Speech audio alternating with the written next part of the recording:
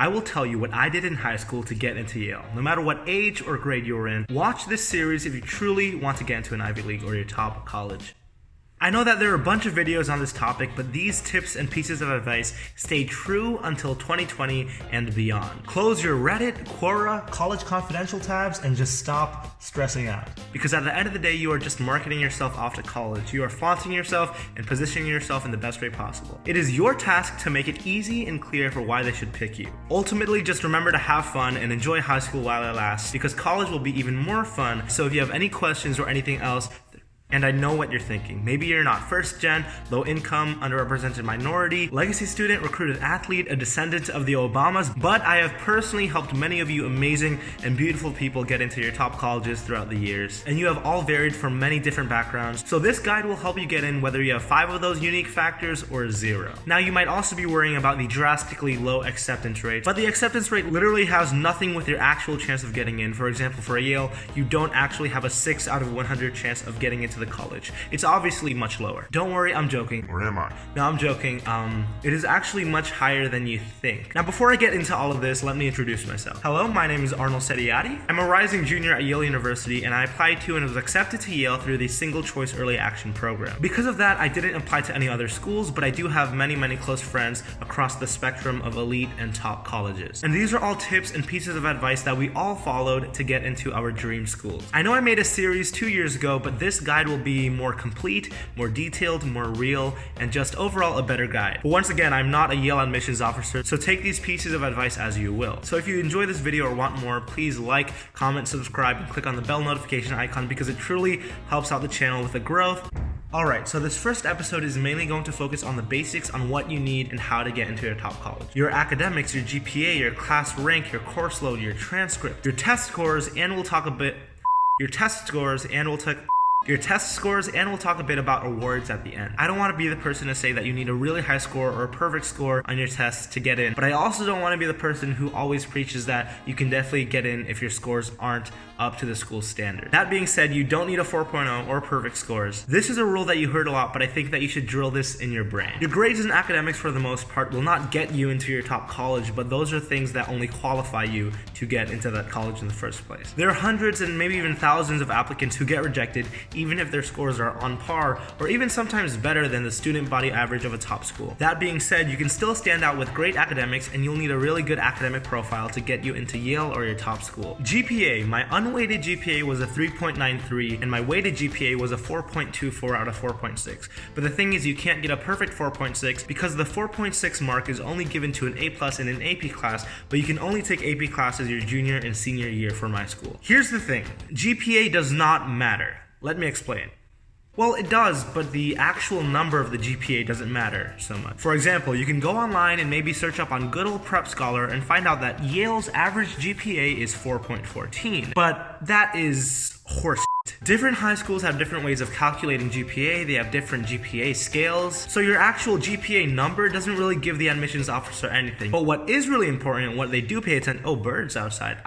But what is really important is your class rank. I went to a public high school and was in the magnet program, and I was ranked 1 out of 430 kids. And don't worry, you don't have to be valedictorian or salutatorian. Most of us at Yale weren't. Class rank is important because of the idea of context. Context is so important when it comes to college admissions. People do not talk about context enough, and even my admissions officer told me how important it is, and it's something that I constantly mention throughout my videos. On a more general level, context basically means that your application will not be compared to another applicant who has a different background from you. Heck, we even have different regional admissions officers who take care of specific states and regions in the United States. Admissions officers want to see how well you're doing compared to your classmates and buddies and students in your school and in your school district, and sometimes even city.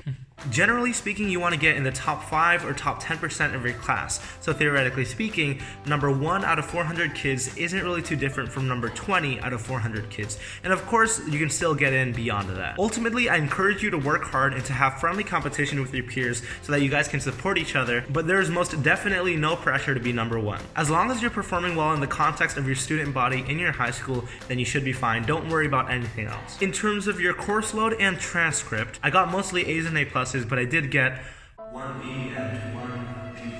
Yeah. here is my transcript, because I don't think you guys want to hear me reading aloud all my classes in this video. First things first, you do not need to get straight A's or A pluses to get into Yale. Something you need to realize is that the college admissions process, although they focus on the nitty-gritty details, they have a much more broad lens than you think. Now here are 3 ways I think you can distinguish yourself academically without having straight A's or A pluses.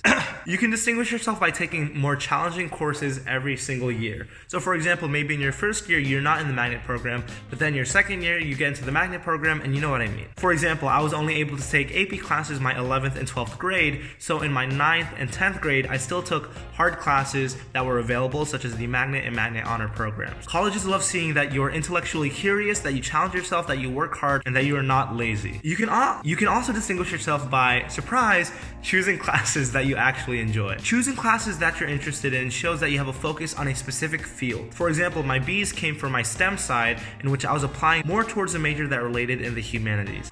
That way, colleges can see that you have a specific interest and manifested it on your transcript. Another thing you can do is to distinguish yourself by having an upward trend in grades. Like, think of it like a graph. Like, you have 9, 10, 11, and 12. Like, if there's like an upward trend in the grades, then colleges can see that you are just hardworking and that you are resilient and that you are intellectually curious. And if you put everything together, you are challenging yourself, you're working hard and improving gradually over the years, and you are choosing classes that you're genuinely passionately and interested about, because colleges are admitting students who have actual interests and passions. And remember that everything is relative to your specific school. So do what you can in your school and don't worry about what other schools are doing or what other places and states and cities and towns are doing. I think it's really important to set a really solid foundation in your freshman year. A lot of people say like, oh, you know, you can just feel it out. I think that setting a solid foundation freshman year allows you to have an impetus to continue to work hard, and it's always great to start motivated and to start off on a good note. But once again, if you don't do too well your freshman year, hey, if you do better your sophomore year, that looks good in terms of having a positive trend. You have to make the most out of your school's curriculum, and you need to be able to craft a narrative out of your numbers. You have to show that there's a story behind the classes you took, the grades that you earned. At face value, numbers just seem like numbers, but trust me,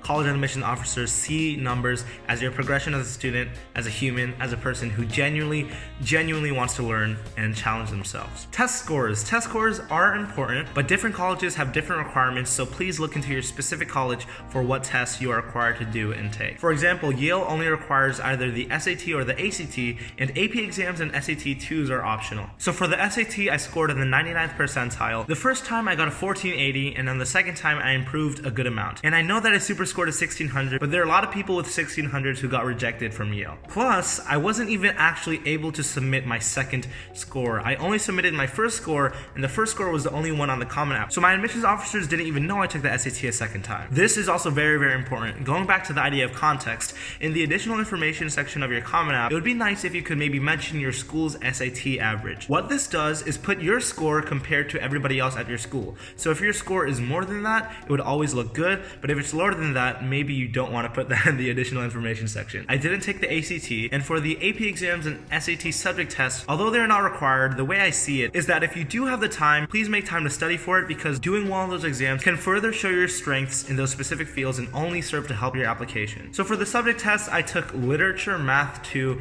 and history, but I took these exams after the single choice early action application deadlines, so I wasn't able to actually submit them. Luckily, I didn't submit them because, I bombed those exams. The funny thing is, my admissions officer actually emailed me and said, it says that you took these subject tests on your Common App, but you didn't report the scores. Did the scores come in yet? If so, you can submit them even though they're late. And I was like, I was straight up honest with her, and I told her, I don't think these scores best represent my academic abilities, so nah, I'm not gonna submit those. And even then, I was still able to get in, so take that as you will. Now for AP exams, I took 4 AP exams my junior year, which I submitted to college. I passed 3 of them, but I got a 2 on my AP chemistry exam. Once again, I decided not to report that score. It was kind of like a don't ask, don't tell. They didn't question me about it, but oh well. Once again, you want to play to your strengths and be as smart as you can and as marketable as you can to the admissions office. Overall, just make sure that you are starting the studying process early. Try to have good test scores compared to your school's average. And once again, context is so important. Just make sure you're taking care of yourself, you're sleeping well, you're finding chunks of time to study, to prepare for tests, AP exams, subject tests, classes, extracurricular, social life, I hope. I know it's very tough, but trust me, after these 4 years, it'll be worth it in college, and you can continue to work in college, but you'll have somewhat more of a, well, that's a lie actually. A college is actually still also very busy, but it's what you make out of it. Now for awards, the advice I have for this one is pretty shallow, but you just want to rank and put the ones that sound the best and most impressive and rank them from most important to least important, but you want them to be very specific to you and still help promote and create the narrative that you're trying to push. Let's move to the laptop. Alright, quick explanation. As you can see, the first 2 awards are national large-scale awards, and they were also earned in my senior and junior years, so they were very recent. And because they are related to Questbridge is an award for low-income students, so it really helped convey my background a bit more. And the fact that the second one was related to Yale. I used the Harvard Book Award to help explain the context of my school, because this award is given to one of the best students in the grade. The Connecticut Governor Scholar semifinalist shows that I am doing well given the context of my state, plus I wanted to apply as a political science major, so it related to government, and the last one is just an academic award. Alright, that's it for this episode. If you have any more questions or anything, please comment down below. I love your engagement, whether it's about the college process, whether it's about my life at Yale, whether it's personal questions, anything, please comment down below. I love your engagement and interactions genuinely, and just thank you so much. Also, if you made it this far, I'm actually emailing PDFs of my activities and essays, comment application to anybody who wants them. Just email me and I'm willing to share the application with you. Once again, thank you so much for watching. Please stay happy, stay healthy, stay loved, and don't stress out about the process. Relax, breathe in and out, and please share this video to anybody who you think might be useful for, is that how to say it? Yeah, I think so. I go to Yale. Thank you so much. I love you. Have a great day, and peace out.